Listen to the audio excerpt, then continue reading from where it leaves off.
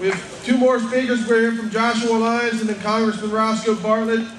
Joshua, the other half of Mark, as I call him, and Mark's the other half of Joshua. Again, with We Surround Them, and catch their debut of their radio program tomorrow noon on 930 WFMD, The Forgotten Men. Joshua Lyons.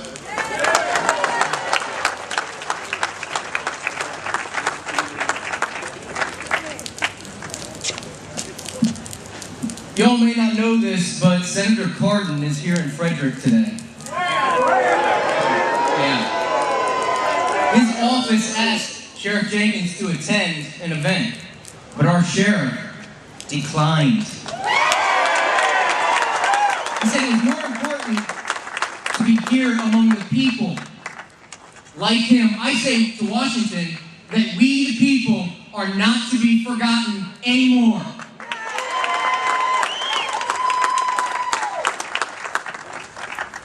Statism is the doctrine of giving a centralized government extensive reign on economic, political, and related controls at the cost of individual liberty. If this sounds familiar, then you know. We have enemies within. These enemies have infiltrated our party system, our labor unions, and our nonprofits. Around the country, they have infiltrated our state and local governments, our state legislators, our city councils, and local boards of education. They have infiltrated our United States Congress, our federal government agencies, and specialized posts directly appointed by our executive branch. I would venture to say that many of these people don't even know what their participation and actions are producing. But there are many more that do know and are actively working towards systematically revamping our nation.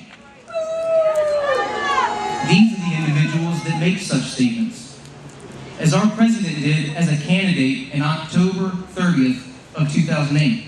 His proclamation was, and I quote, "We are 5 days away from fundamentally transforming the United States of America." You want that? The American sleeping giant has finally awoken, partly because of these arrogant and blatant statements made in public by the radical proponents of statism. This is why we are here. This is why we are compelled to gather together. The message of the Tea Party is of our liberties and what we must do to recapture them. The TEA acronym has come to be identified with taxed enough already. I would like to suggest a new meaning for the T acronym. Tyranny exists already. Don't confuse my words with hyperbole. To do so would be a great folly and would play right into the hands of our opponents. Tyranny does not always show a familiar face of guillotines and firing squads. Sincere humanitarian concerns that are continuously acted upon for the good of the people at the expense of their liberty will only lead us down the path towards happy-faced tyranny. It is our civic duty to root out these acts and hold them up high for all to see. As Edmund Burke said, all that is necessary for the triumph of evil is that good men and women do nothing. Hate crimes bills, cap and trade legislation, federal wiretapping of citizens, increased social programs. I ask you, where does it stop? It doesn't. It won't.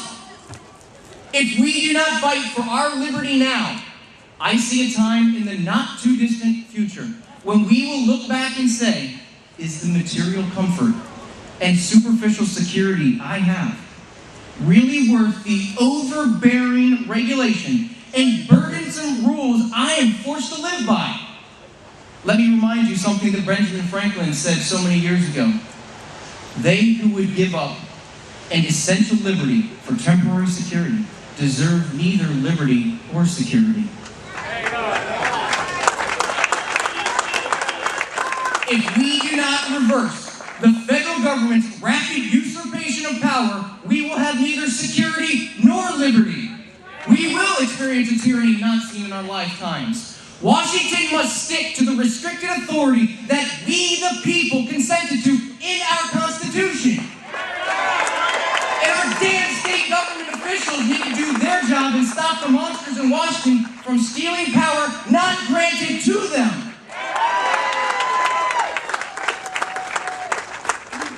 We would be wise to avoid constantly referring to the current environment as communism, socialism, Marxism. This is how the other side marginalizes us, because the average American is still not plugged in and does not understand what's occurring. What we're experiencing is social democracy. Social democracy is the use of democratic means to achieve a gradual transition from capitalism to socialism.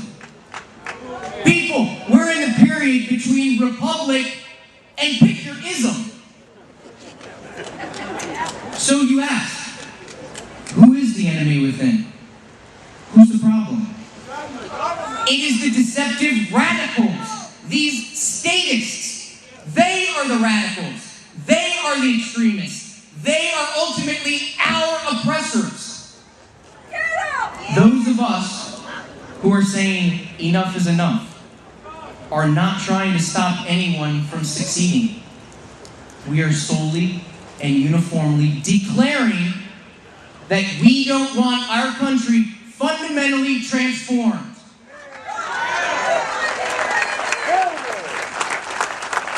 We are not opposed to progress. We are opposed to what progress means to the radicals. I say today it marks a defining moment. This is the day that we stop throwing around the loose term liberal. That term may encompass the extremist statists, but it also includes so many people that don't fit into the real problem group. Think about it. It includes those who simply don't want to be labeled selfish or intolerant. Those who have well intentions and just want to help people. The list goes on. But most of them are the results of the problem, not the root cause. The root cause is the extremists who began this ball rolling at the beginning of the 20th century and to continue to push progressivism under the guise of liberalism. We must be specific to call out the right people. Those people who we are in opposition to must now be properly referred to as progressive radicals. Sides are being drawn. And if we do not begin distinguishing the correct enemy now, we will forever be marginalized, and that will lead to their ultimate victory. However, I have faith in this movement coming out in the rain. I have faith in you. I know we can make this important distinction, and I know we will win.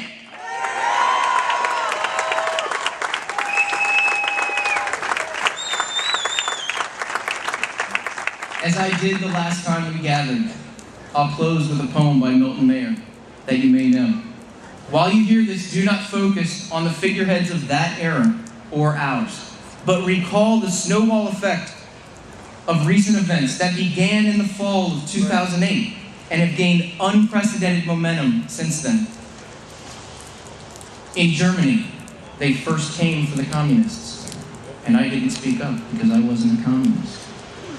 And then they came for the trade unionists, and I didn't speak up because I wasn't a trade unionist. And then they came for the Jews, and I didn't speak up because I wasn't a Jew. And then they came for me. And by that time, there was no one left to speak up. And so I promise you, I will not be inactive. I will not stay silent. I will stand up. I will speak up, because for me and my prosperity, there will be liberty.